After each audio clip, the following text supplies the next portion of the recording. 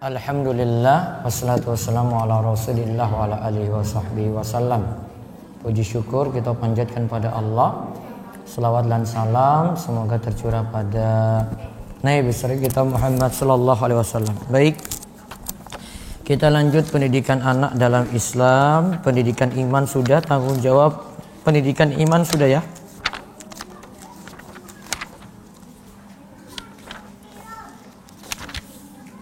Pendidikan moral sudah. Sekarang fisik. Halaman 163. Pendidikan fisik. Iya nah? Betul nggak?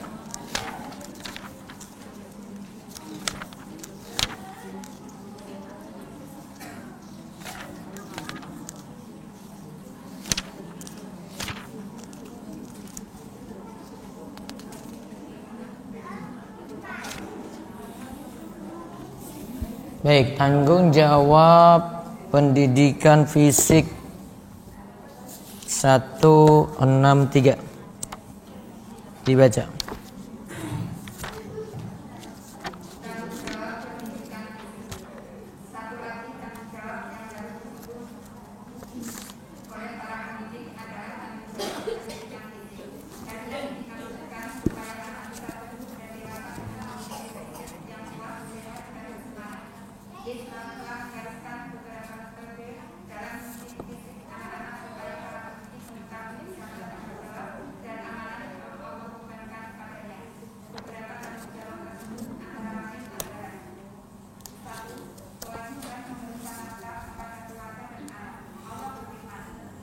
Wa 'alal mauludi lahu rizquhunna wa kiswatuhunna bil ma'ruf.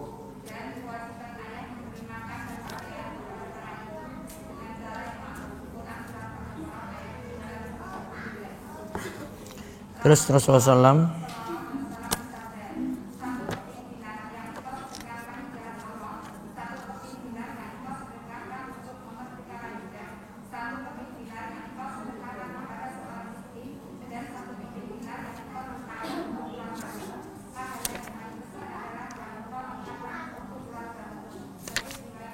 Baik, sekarang ditulis tanggung jawab pendidikan fisik. Yang pertama, kewajiban memberikan nafkah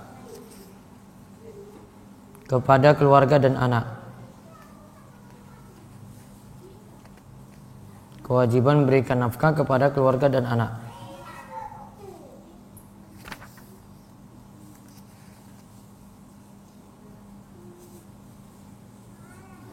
Terus sekarang itu tadi dalil-dalil tentang kewajiban beri nafkah. Terus seorang ayah yang memberikan nafkah untuk keluarganya maka ia akan mendapatkan pahala yang besar dari Allah. Sebaliknya jika ia enggan memberikan nafkah kepada anak-anak dan keluarga sedangkan dirinya memiliki kemampuan maka ia akan mendapatkan dosa besar pula dari Allah. Nabi katakan kafa bil mar'i isman ayyah bisa amman yamliku qutahu. Cukuplah seorang itu dianggap berdosa manakala ia menahan, tidak menafkahi orang yang memiliki makanan atau tidak menafkahi keluarganya.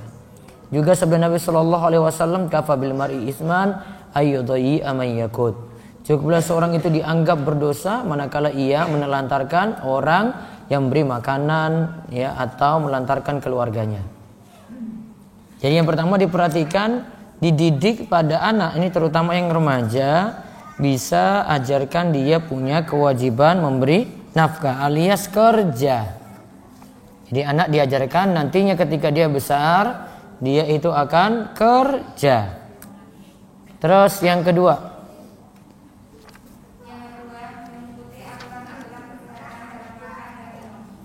mengikuti aturan kesehatan dalam makan dan minum. Makan dan minum juga ada aturan-aturannya. Nanti diajarkan pada anak. Dibaca di bawahnya.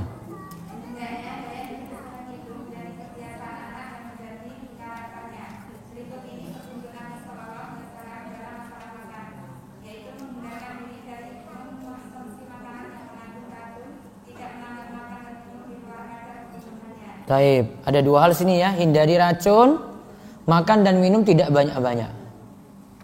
Ya, tidak berlebihan. Yang pertama tadi hindari makanan yang beracun, yang kedua tidak makan berlebihan. Coba baca hadisnya, mamala adamiyun wi'a an syarra min batnihi bihasbi ibni adam luqaimatun yuqmina sulbahu fa in kana labudda fa'ilan fasulusun li ta'amihi wa sulusun li syarabi wa sulusun li nafsihi. Baca artinya.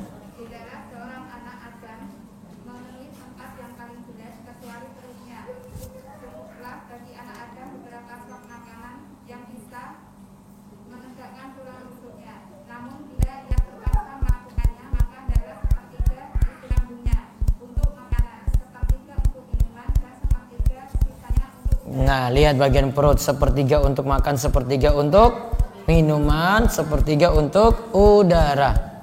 Mati, ya.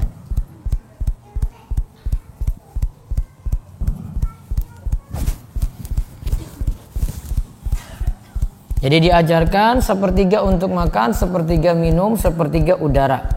Terus sedangkan petunjuk Nabi.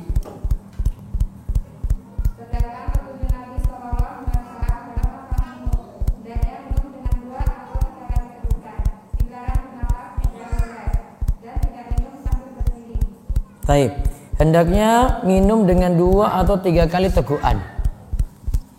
Bismillah 1 lepas, Bismillah 2 lepas, atau 3 Bismillah minum lepas. Yang salah terus sekali sak botol lontek langsung, itu diajarkan langsung pada anak.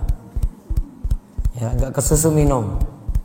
Caranya bismillah terus minum lepas, bismillah lagi terus minum lepas, bismillah lagi minum. Nah, setelah itu minum berulang kali, nanti ya alhamdulillahnya terakhir.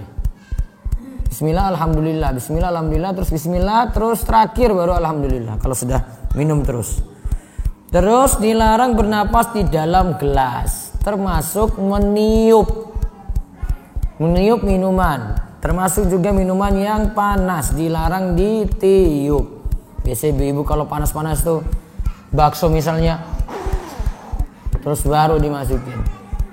Sudah panas, campur kotor dari mulut, terus masukkan lagi. Itu banyak penyakit nanti. Diangin-anginkan saja sini, gini ya sudah. Itu enggak dipakai tiup dari mulut. Dan tidak minum sambil berdiri. Minimal hukumnya makruh. Namun kalau dalam keadaan butuh boleh minum sambil berdiri, karena ada riwayat-riwayat yang menyatakan Nabi dan para sahabat minumnya atau makannya sambil berdiri, maka tidak sampai haram. Terus diriwayatkan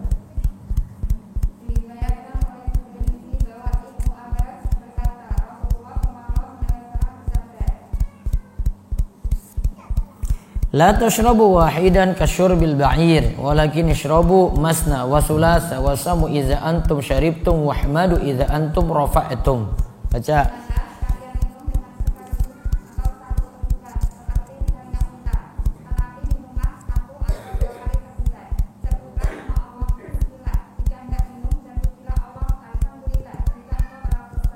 Nah, mau minum bismillah, rampung apa? Alhamdulillah. Terus ini sekarang larangan bernafas ketika minum. Terus disebutkan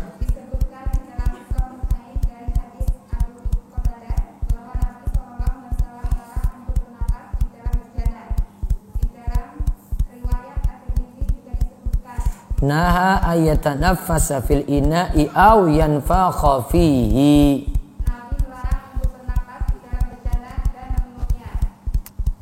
Nabi SAW melarang bernapas di dalam bejana dan meniupnya. Terus diriwayatkan oleh Muslim dari hadis Abu Hurairah, ia berkata bahwa Nabi SAW bersabda, la yashrabanna ahadukum qa'iman faman nasiya falyastasqi. Baca. janganlah salah seorang di antara kalian itu minum dengan berdiri.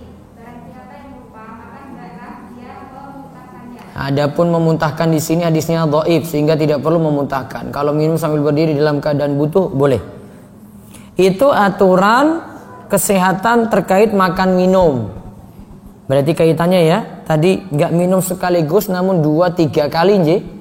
Terus tidak boleh apa lagi? Bernapas di dalam gelas atau meniup ya makanan atau minuman.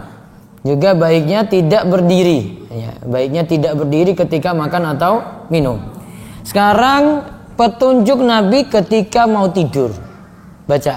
Adapun petunjuk Nabi Sallallahu Alaihi Wasallam dalam masalah tidur, yaitu duduk dengan bersandar pada sisi pundak sebelah kanan, karena tidur dengan bersandar pada sisi pundak sebelah kiri bisa membahayakan jantung dan menyempitkan pernapasan. Nah, jadi tidur pada sisi kanan, tidak pada sisi kiri. Paham betul? Ya, sisi kanan, sisi sini tidur. Ya, miringnya ke sini. Tidak pada sisi kiri. Yang tidak boleh lagi tengkurap. Ya, terlentang boleh. Sebenarnya miring kanan kiri boleh. Yang terlarang itu tengkurap. Itu enggak boleh. Lihat di sini diriwayatkan oleh Al-Bukhari dan Muslim bahwa Al-Bara' bin Azib berkata Rasulullah SAW bersabda.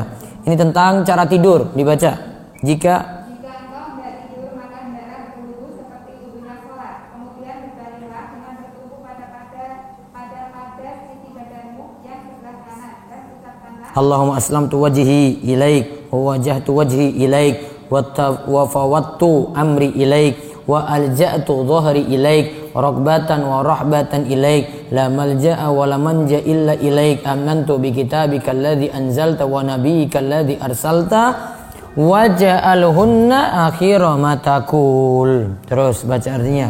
Ya Allah, aku pasrahkan wajahku kepadamu dan aku hadapkan wajahku kepadamu dan aku serahkan urusanku kepadamu dan aku sandarkan tubuhku kepadamu sebagai rasa suka dan takut kepadamu. Tidak ada tempat bersandar dan tidak ada tempat berlindung kecuali kepadamu. Aku beriman kepada kitab yang telah Engkau turunkan dan aku beriman kepada yang telah Engkau utus dan dari kata dua itu adalah akhir kalimat yang Engkau ucapkan. Nah, ini dibaca sebelum tidur. Namun dia catat cara tidurnya ya.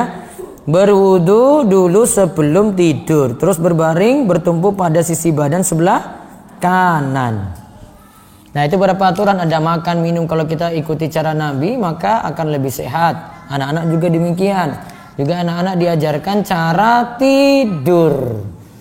Biar anaknya cara tidurnya benar, ya mboknya juga harus benar. Jangan ibunya suruh anaknya namun mboknya tidurnya ngawur. Ya, ibunya juga tidurnya sesuai dengan cara ini. Ya, ikuti cara ini ketika mau tidur, maka nanti anaknya juga bisa ikuti cara tidur seperti itu. Paham ibu-ibu? Terus yang ketiga, membentengi diri dari penyakit menular. Mau AIDS, corona, apa di sini dibahas. Baca.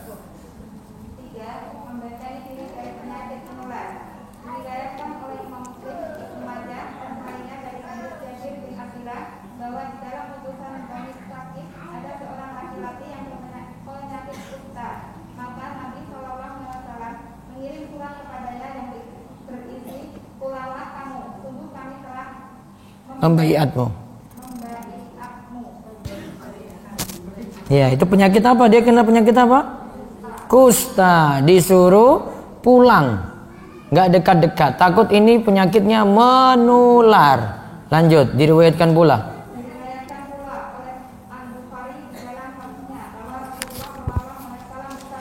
Farra minal majzumi firaraka minal asad. Baca artinya.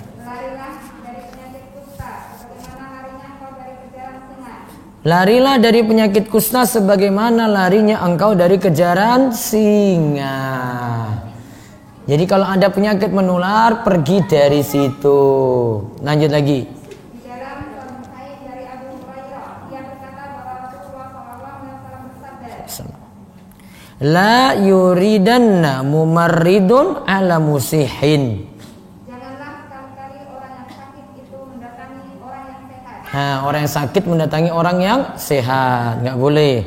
Terus baca lagi. Karena itulah wajib atas seorang pendidik terlebih para ibu apabila di antara anak-anaknya ada yang terserang penyakit menular, hendaknya memisahkannya dengan anaknya yang lain yang sehat, sehingga penyakit tidak menyebar dan wabah bisa tercegah.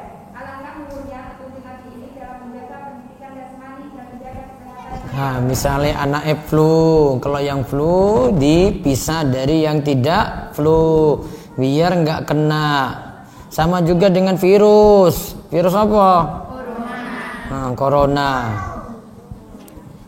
Jadi kalau yang diperintahkan oleh Nabi SAW 2. Lihat. Daerah virus nih.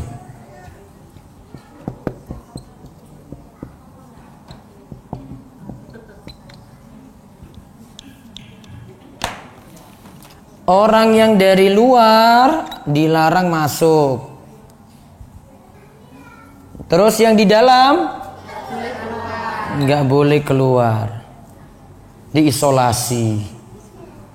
Sama seperti saat ini di Cina kayak gitu. Ya. Diisolasi. Yang di dalam tidak boleh keluar, yang di luar nggak boleh ke dalam. Sudah diisolasi, bahkan nanti mau satu negara itu biar enggak menular. Itu caranya untuk mengatasi penyakit menular, dan itu wabah. Kalau itu wabah virus seperti itu, sebagaimana Nabi SAW sebutkan tentang wabah ta'un. Yang di luar enggak boleh masuk ke dalam, yang di dalam enggak boleh keluar. Dan kalau virus corona itu asalnya dari kelelawar dan ular. Kemudian berpindah pada manusia. Apalagi hobinya makan codot terus ulo jadi makanan. Itu lebih cepat menyebar. Apalagi dijadikan sop. Walaupun memang virusnya bisa mati di situ. Namun makan seperti itu biang masalah itu, karena makanan haram. Orang muslim nggak boleh makan makanan seperti itu. Kalau makanannya diharamkan tanda bahaya. Orang ngilan. Wah, kok ora nyebuse iku enak paling iki. Sate tikus misalnya. Mboten. Sate codot kayak apa kayak nggak boleh. Kalau haram nggak boleh coba-coba.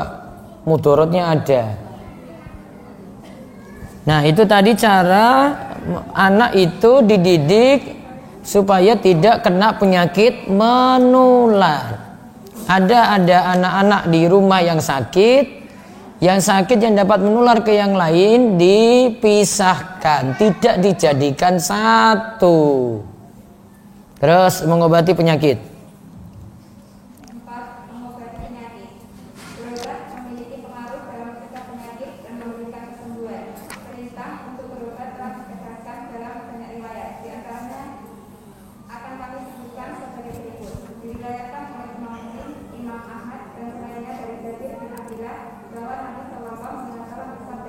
Likulli da'in dawa'un fa idza asabat dawa'u adda'a baro'a bi isnillahi azza wa jalla. Baca.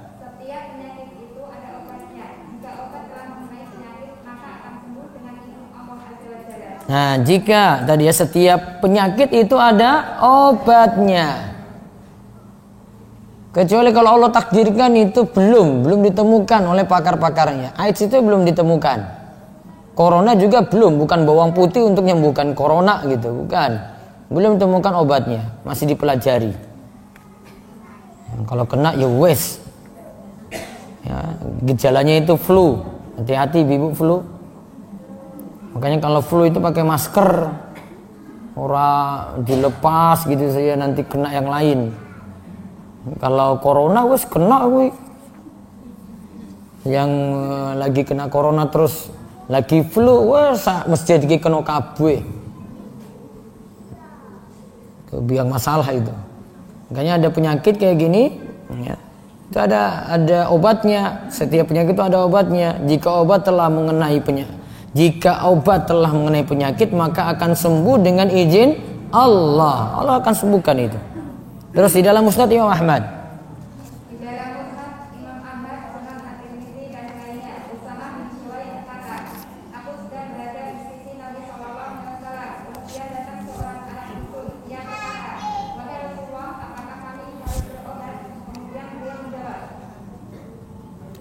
Naam ya ibadallah tadawaw fa innallaha azza wa jalla lam yadha' da'an illa wada'a lahu shifaan ghaira da'in wahidin.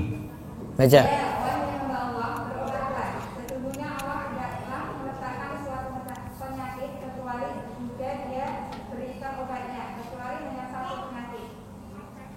Terus qal wa ma hiya qala al haram.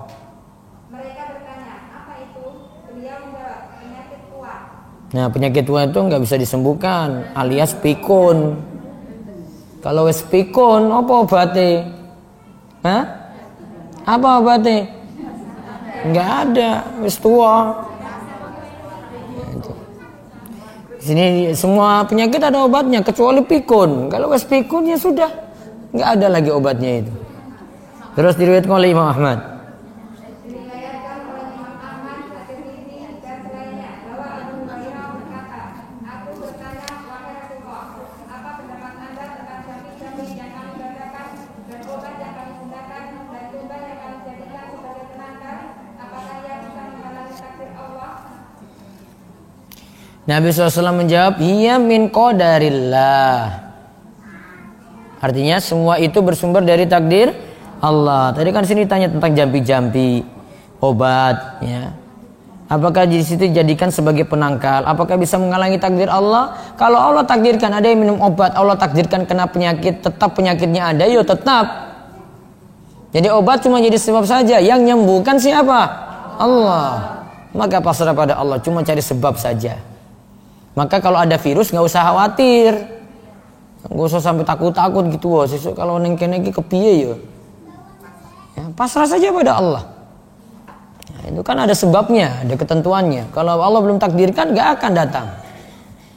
Terus hendaklah para orang tua, Hendaklah para orang tua dan para pendidik melaksanakan petunjuk Nabi Sallallahu Alaihi Wasallam dan memberikan perhatian terhadap anak-anak tatkala mereka mendapat musibah atau terserang penyakit. Hal ini disebabkan mencegah penyebab merupakan keuntungan fitrah dan termasuk anjuran dalam agama. nah lihat, jadi kalau datang penyakit bisa ajarkan pada anak, ini sudah jadi takdir Allah, gitu. Ya, keadaannya itu sudah jadi takdir Allah. Namun kalau anaknya pintar itu iso jadi dalil ibu-ibu nanti. Kalau nilainya jelek di sekolah nanti dia jawab kayak gitu juga. Ngapa nilaimu elek? Wah, mak wis jadi takdirnya ya mak, wis ora iso apa-apa meneh. Terus jawab nganggo takdir kuwi. Itu kayak si Ruwaifi itu. Nanti dibantah sampai bantah mboke cuma takdir aja deh, coba lihat. Apa kok nilaimu kayak ngene? Wah, wis jadi takdir. Wah, anak jadi pakai dalil meneh. Terus jadi takdir kepiye coba? Apa? Mau jawab apa jenengan coba? Hah? Kalau kayak gitu gimana coba? Misalnya anaknya bodoh banget terus, wah mas wis kok takdire koyo ngene kok kepiye meneh. Ora iso jawab tak? Saya pernah negur anak ini juga, anak SMP, bodohnya lemu. Sejak kapan kamu itu?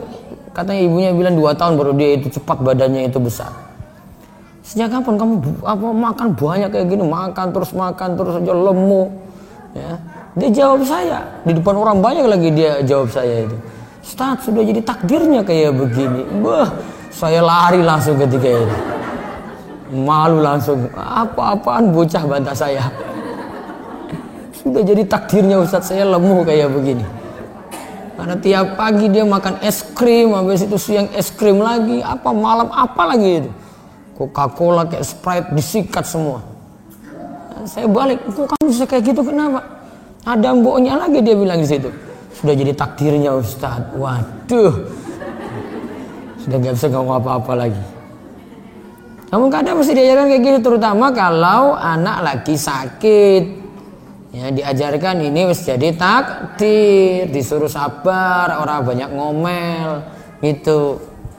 Untuk terima keadaan. Berarti kita ulang dulu, ini sudah sampai keempat. Tadi 1 apa, memberikan nafkah ya. 2 sekarang catat, tanggung jawab pendidikan fisik. Kedua apa itu? Mengajarkan aturan kesehatan. Yang kedua ya tadi ya, Kan tadi sudah saya sebutkan pertama toh? Iya. Terus sekarang yang kedua, mengajarkan aturan-aturan kesehatan. Berupa cara makan, minum, dan tidur. Berupa apa? Cara makan, terus cara minum, dan tidur. Tadi cara makannya gimana? Apa tadi? Gak boleh minum sekaligus, sak nafas 2 atau 3. Terus gak boleh tiup minuman, gak boleh bernafas dalam minuman. Baiknya tidak makan sambil berdiri, sambil duduk.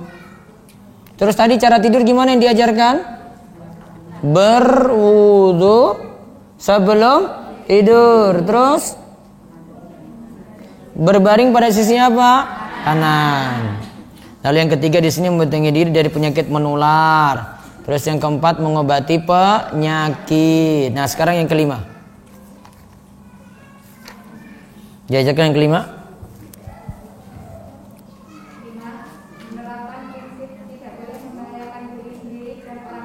Tidak mengajarkan prinsip tidak boleh membahayakan diri sendiri dan orang lain. Alias gak boleh ganggu orang, gak boleh mencelakakan orang, gak boleh zolimi orang. Berarti tulis yang kelima. Mengajarkan tidak boleh mengganggu dan menzolimi orang.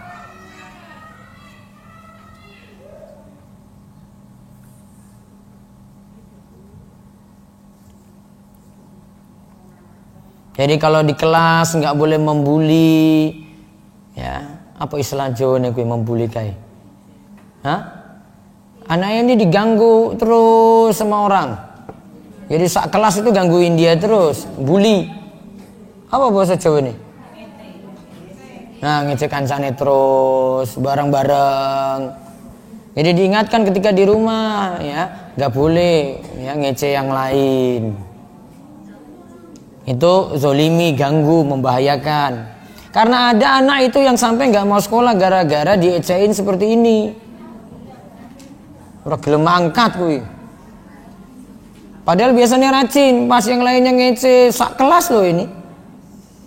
Sak kelas dia sendiri dikeroyok, walaupun cuma dengan omongan, akhirnya nggak jadi berangkat.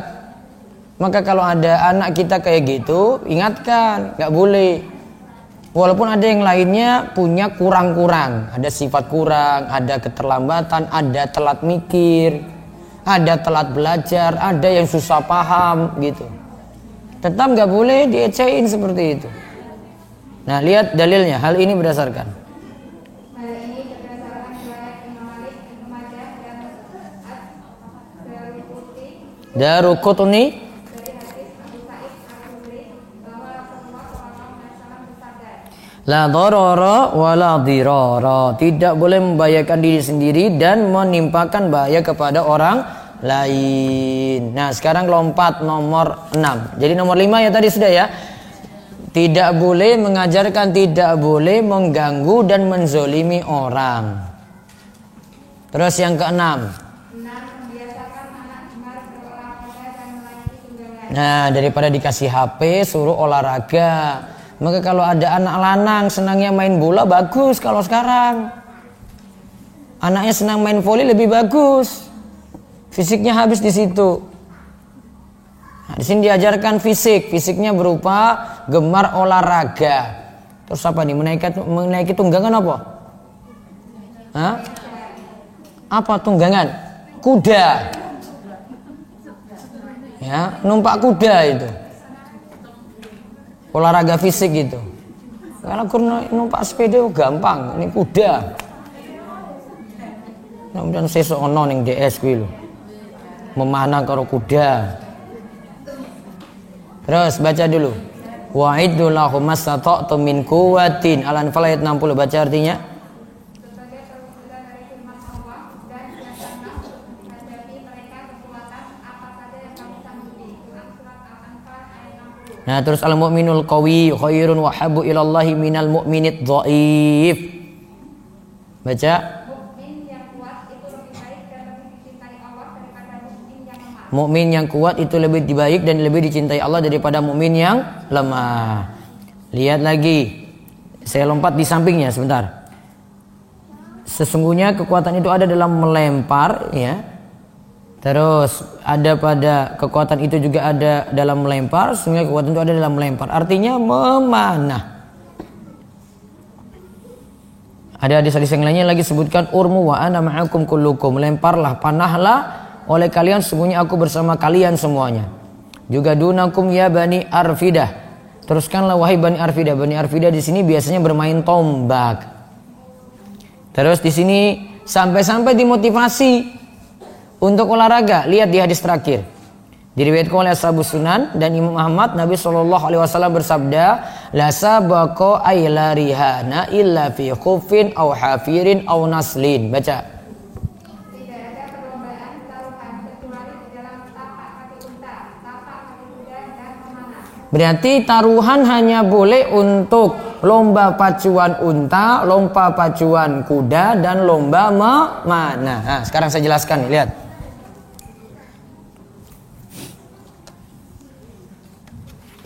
Ini ada lomba. Ini ada lomba ya. Terus peserta pasang taruhan. Ini ada taruhan lagi. Ini ada taruhan lagi. Taruhannya uang pendaftaran.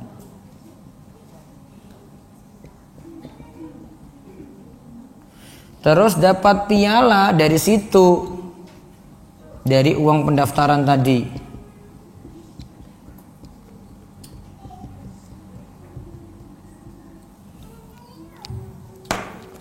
Lomba kayak gini masuk apa? Judi, atau disilakan maisir. Gak boleh.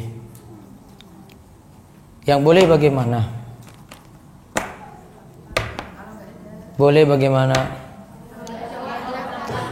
Tidak ada uang pendaftaran. Kalau hadiahnya? Nah, pialanya ini dari sponsor luar. Berarti tidak boleh pakai pendaftaran atau taruhan, ini nggak ada. Karena untung-untungan jadi goror.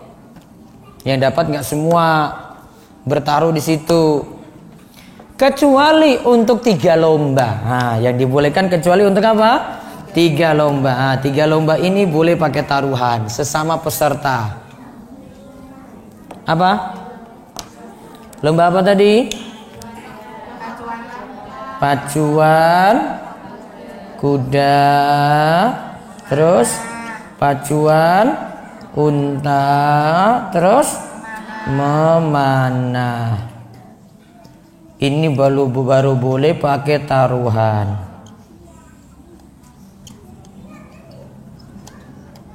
Kenapa kok ini dibolehkan? Untuk memotivasi supaya semangat untuk berkuda memanah, karena ini bagian saking jihad. Begitu. Ya, cuma 3 lomba saja. Voli pakai uang pendaftaran, nanti hadiahnya diambil dari situ. Judi, bal-balan sama juga judi. Ibu-ibu lomba masak pakai uang pendaftaran, terus hadiahnya dari uang pendaftaran itu judi. Cuma boleh untuk berapa lomba? 3. Pacuan kuda, pacuan unta, dan memanah.